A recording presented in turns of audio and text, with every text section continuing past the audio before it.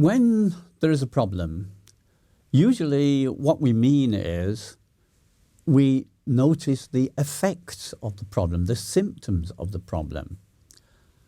And we almost never look at what is the cause or what are the causes of this problem. We look at the effects, the symptoms, and we think, what can we do to stop these effects? How can we suppress the symptoms? And an enormous industry, in fact, the richest industry in the world, has been built upon this concept of suppressing the effects whilst ignoring the causes. The point being is that if you just suppress the effects, then you've got to keep doing it. But if you remove the cause, the effects disappear from themselves. So the problem that we have at the moment, what we're told is a pandemic of some hitherto unknown virus. But is it actually happening?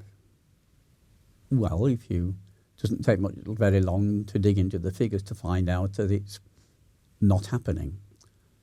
That the figures you've been given are an extract from the figures of typical flu cases which happen every year around the same time. Nothing unusual is happening. Nothing dangerous is happening. This is very easy to find out. So what actually is going on? Well, there are two causes here, and we will deal with both of them, but today I'm only going to talk about the first one. And the first one is something which has existed since the late 19th century, and that's this concept of infectious disease. Now, there are two people who have become very famous and very rich by promoting this concept: Louis Pasteur in France and Robert Koch in Germany. Worldwide, Pasteur is better known than Koch, but they both promoted the same thing for reasons of personal aggrandizement and pecuniary reward, not because it's true. Pasteur's professor, Pierre Béchamp, explained to Pasteur in great detail just why the concept is nonsense. Koch's colleagues demonstrated to him, some of them on their own bodies, that it's nonsense. It doesn't work. But they decided against truth and for fame and fortune. That, ladies and gentlemen, is the basis of modern medicine. Just let that sink in for a moment. So let's go a little bit further. For Koch and Pasteur, they were talking about bacteria are attacking microorganisms. They want to invade your body in order to kill you. That's the postulate. One might very well ask, why has it never happened? Okay, you might say, yeah, but wait a minute, lots of people die of bacterial infections every year. Well, yeah, a few thousand from nearly 8 billion. That's not very many. That's not very many at all. If the theory was correct, there would be tens of millions of such deaths every year. In fact, if the theory were correct, humanity would not exist. We would have been killed off long ago. So just hold that in your head for a moment, and I'll give you something else. And this is the fact that when an epidemic is called, what that means is that there is, in theory, an attacking microorganism in the area, and from the total population of that area, somewhere between 1% and 4% get sick. That is the theory of infection. The question which nobody asks, because it would ruin the pharmaceutical industry, is why are at least 96% and often 99% of the people completely unaffected? This alone shows you that the theory is nonsense. If the theory said these attacking bacteria are unstoppable unless we attack the bacteria with some sort of chemical cocktail, why are 96 to 99% of people completely unaffected? The theory is obvious nonsense.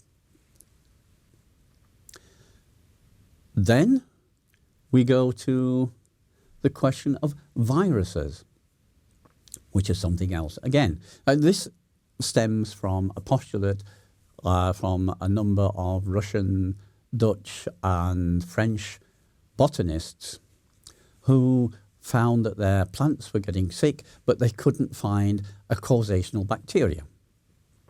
Well, there are lots of other reasons for plants getting sick, but we won't go into that right now. The postulate that they created was, well, there must be things much, much smaller than bacteria, so small that our microscopes can't see them. And that, ladies and gentlemen, is the sum total of human knowledge about viruses. That's it. Somebody came up with the idea at the end of the 19th century, there must be something smaller than bacteria and we can't see them.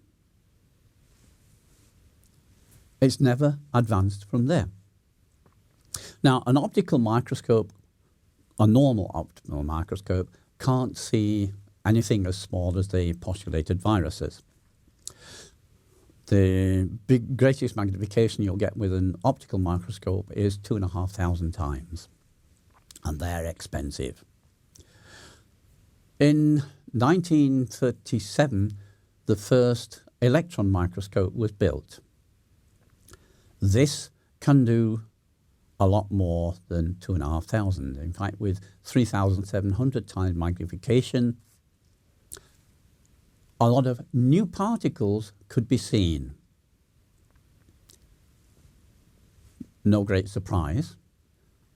The problem with the electron microscope is that it can only view dead, immobile material. It can never, ever observe anything living and moving. So you see suddenly a picture of a new particle. Nobody's ever seen it before. You have no idea what it is. You don't know where it's come from. You don't know what it's for. You don't know where it's going to. You don't know what it does. You know nothing other than the fact that it's that big. That's it.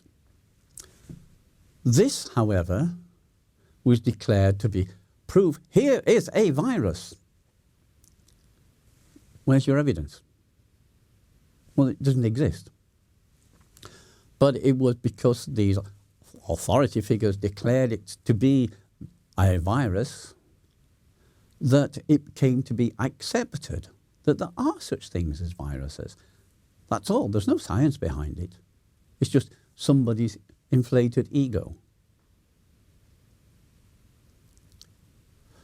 And then the next development came in the 1980s with the invention of the somatoscope. This is a new principle in microscopy. And this can observe living, moving beings at 20,000 times magnification plus, more than enough to finally be able to observe the life cycle of a virus. In more than 30 years since it was developed, a somatoscope has never, ever found a virus. Oh. This, of course, explains why somatoscopes are not easy to get hold of and are certainly completely, well, not more than ignored by the medical pharmaceutical industry, because if viruses don't exist, then vaccines are useless. You see?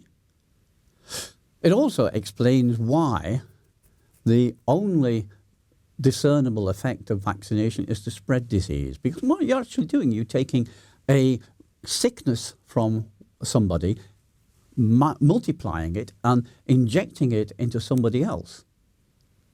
Well, what do you expect going to happen? It's going to make them sick, or maybe just nothing happens. Which in the majority of cases, nothing happens because the natural immunity destroys the poison that has been injected into them.